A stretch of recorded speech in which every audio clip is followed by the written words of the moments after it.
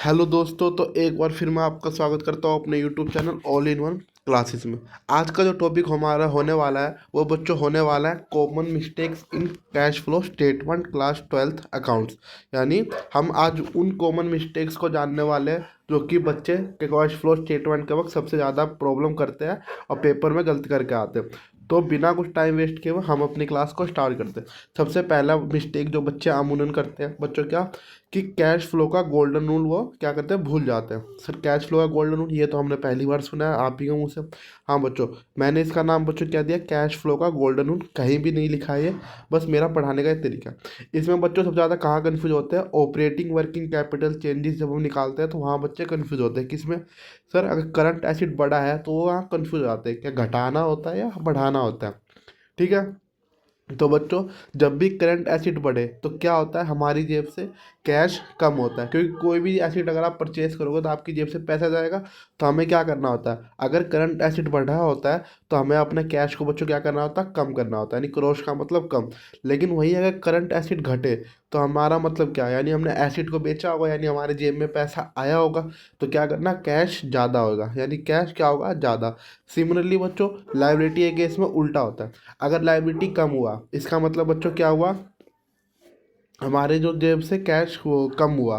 क्या हुआ, क्योंकि लायबिलिटी को पे करा हमने, कैश में किसी को 10,000 रुपये देने थे, मैंने उसे पे कर दिया, यानी मेरे जेब से पैसे गया। तो लायबिलिटी लायबिलिटी कम होने का मतलब क्या होता है, कैश कम करना। वहीं बच्चों लायबिलिटी बढ़ा, यानी मेरी लायबिलिटी और बन गई है, फ्यूचर में मुझे और किसी आदमी को कैश पे करना है।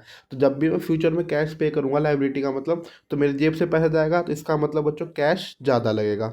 ठीक है बच्चों।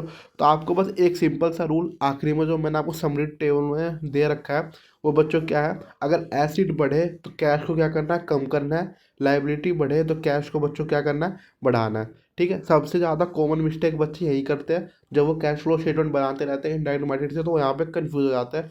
तो आपको बच्चों कंफ्यूज नहीं होना है।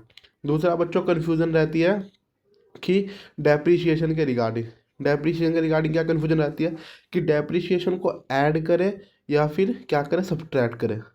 डेप्रिसिएशन को ऐड करना होता है, सब्ट्रैक्ट करना होता है। तो इससे पहले बच्चों मैं आपको बताना चाहता हूँ डेप्रिसिएशन कैसा है बच्चों। डेप्रिसिएशन हमारा एक नॉन कैश एक्सपेंस होता है। कैसा होता है, नॉन कैश एक्सपेंस। डेली में हमारा खर्चा नहीं होता है, यानी डेली में हमारे जेब से पैसा नहीं जाता, बल्कि हम क्या करते हैं, खाली एक अकाउंटिंग पर्पज़ के लिए रिकॉर्ड करते हैं। ठीक है। तो इसलिए बच्चों इनडायरेक्ट मेथड से जब भी हम क्वेश्चन करते हैं तो डेप्रिसिएशन को बच्चों क्या करना होता है, ऐड करना होता है। ये बात हमेशा याद रखना बच्चों, डेप्रिसिएशन को जब भी आप इनडायरेक्ट मेथड से करोगे तो क्या करना है, ऐड करना है। ठीक है बच्चों, ये मिस्टेक मत करना कि आप इसे क्या करो, इग्नोर कर दिया आपने, छोड़ दिया। क्योंकि आपको याद था कि कैश फ्लो स्टेटमेंट में केवल वही चीज़ें लेते हैं जो कि क्या कैश में आती है या जाती है। ठीक है। तीसरा बच्चों, कई बार बच्चों ये क्वेश्चन के रिगार्डिंग तो नहीं आता, पर कई बार ऐसी कन्फ्यूजन आता है। कई बार बच्चे बोलते हैं कि मैम किसी कंपनी का जितना प्रॉफिट हुआ तो इसका मतलब उसके पास उतना कैश है। तो बच्चों ऐसा नहीं होता है। प्रॉफिट हो सकता है कई कंपनी का प्रॉफिट तो आपको दिखाई देता है, लेकिन वो कंपनी में क्या हो, कैश बिल्कुल नहीं हो। सर ऐसा कैसा पॉसिबल है, सर ऐसा इसलिए पॉसिबल है, देखो प्रॉफिट कैसे बढ़ेगा, जब आपका सेल बढ़ेगा। अब सेल बच्चों दो टाइप से हो सकता है, एक तो कैश में सेल कर सकते हो और एक क्रेडिट में सेल करोगे। जब कैश में सेल करोगे तो कैश आपके जेब में आया, तो इसका मतलब ये तो अलग इफेक्ट हो गया। लेकिन जब हम क्रेडिट क्रेडिट में सेल करते हैं, देखो सेल तो हुआ है, क्रेडिट में सेल करने के कारण आपका प्रॉफिट ज़्यादा दिख रहा है, पर क्या आपके जेब में पैसे आए, नहीं सर, सामने वाले तो अभी बाद में पैसा देगा।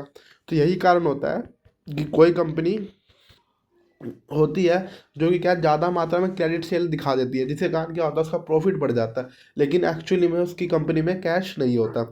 ठीक है। तो बच्चों कभी भी कंफ्यूज नहीं होना कि किसी कंपनी के अंदर जितना ही प्रॉफिट होता है तो इसका मतलब उस कंपनी में उतना कैश नहीं होता है। इसी रीजन के कारण हम बच्चों क्या बनाते हैं, कैश फ्लो स्टेटमेंट बनाते हैं। अगर प्रॉफिट कैश के बराबर होगा तो हम प्रॉफिट एंड लॉस तो बनाती है ना बच्चों, बैलेंस शीट के साथ प्रॉफिट एंड लॉस अकाउंट तो बनाती है। फिर हमें अननेसेसरी कैश फ्लो स्टेटमेंट बनाने में अपना टाइम क्यों वेस्ट करना है। अच्छा सर, ये लॉजिक होता है कि किसी भी कंपनी के अंदर जितना प्रॉफिट होता है उस कंपनी का उतना कैश नहीं होता। हाँ जी बच्चों।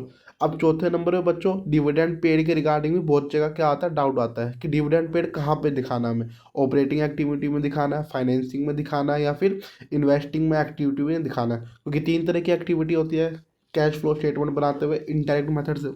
हाँ जी बच्चों। तो डिविडेंड पेड हमेशा बच्चों किस में आता है, फाइनेंसिंग एक्टिविटी में आता है।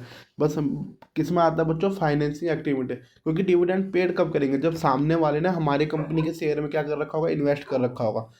क्या बच्चों, दोबारा सुन लो, जब सामने वाले पर्सन ने हमारी कंपनी के शेयर में क्या कर रखा होगा, इन्वेस्ट कर रखा होगा, यानी पैसे हमारी कंपनी में फंसा रखा होगा, तो हम उस पैसे के बदले जो कि उसने इन्वेस्ट करा था, हम क्या करते हैं, कुछ प्रॉफिट का हिस्सा उसे पे करते हैं।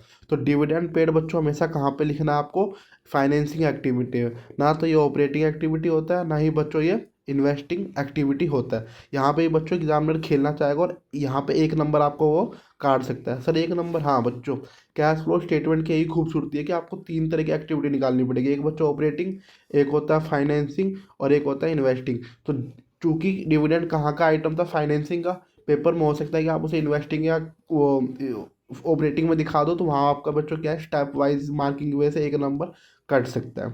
ठीक है। आखिरी में बच्चों कुछ टिप्स देना चाहूँगा कि कैश फ्लो स्टेटमेंट का क्वेश्चन अटैम्प्ट करते समय आपको क्या क्या चीज़ें अपने दिमाग में रखना चाहिए। सबसे पहले बच्चों, कैश फ्लो को बनाते समय प्रॉपर फॉर्मेट आपको याद होना चाहिए। यानी सबको पहले आपको लिखना है कैश फ्लो स्टेटमेंट। सबसे पहले तो हेडिंग यही लिखनी है, cash flow statement of ABC limited, जिस भी कंपनी का आपको कैश फ्लो स्टेटमेंट बनाना होगा। फिर लिखना बच्चों फॉर द ईयर एंडेड, क्या लिखना, फॉर द ईयर एंडेड, यानी इस साल का मैं कैश फ्लो स्टेटमेंट बना रहा हूँ। ठीक है बच्चों। फिर लिखना cash flow from operating activity, फिर लिखना cash flow from financing activity, फिर लिखना cash flow from investing activity, फिर लिखना net cash increase and decrease, यानी प्रॉपर क्या है, एक फॉर्मेट में आपको करके दिखाना है। वर्किंग नोट बच्चों हर चीज़ का, जिसका भी वर्किंग नोट आप बना सकते हो, बेशक पेपर में नहीं मांगा हो, पर वर्किंग नोट आप बना के जरूर आना, क्योंकि वर्किंग नोट के भी क्या होता है, मार्क्स जुड़ते हैं। ठीक है। हेडिंग क्या करना, ब्लैक पेन में लिखना। जैसे आपको लिखना है, आप ऑपरेटिंग एक्टिविटी निकाल रहे हो, तो जो पहली लाइन लिखोगे ना, cash flow from operating activity, हमेशा ब्लैक पेन से लिखना। और उसके बाद भले ही आप चाहे यूज़ रेड पेन ही नहीं, सॉरी ब्लू पेन जो है कि आप यूज़ कर सकते हो। क्योंकि बच्चों नॉलेज उतना मैटर नहीं करता अगर आप किसी नॉलेज को क्या करो, प्रेजेंट नहीं कर सको। कहते हैं ना कि शिक्षा जब भी काम की चीज़ होती है जब उसको सामने वाले को आप डिलीवर कर सको, समझा सको। तो ये बच्चों कुछ कॉमन टिप्स एंड ट्रिक्स थे कैश फ्लो स्टेटमेंट के दौरान, जो आपको हमेशा क्या है, याद रखना चाहिए कैश फ्लो स्टेटमेंट को करने के दौरान, ताकि क्या हो, आप पेपर में 6 से 7 नंबर लूज ना कर सके, आसानी से गेन कर लें। ऐसे ही मोर इन्फॉर्मेटिव वीडियो के लिए चैनल को लाइक एंड सब्सक्राइब जरूर करें।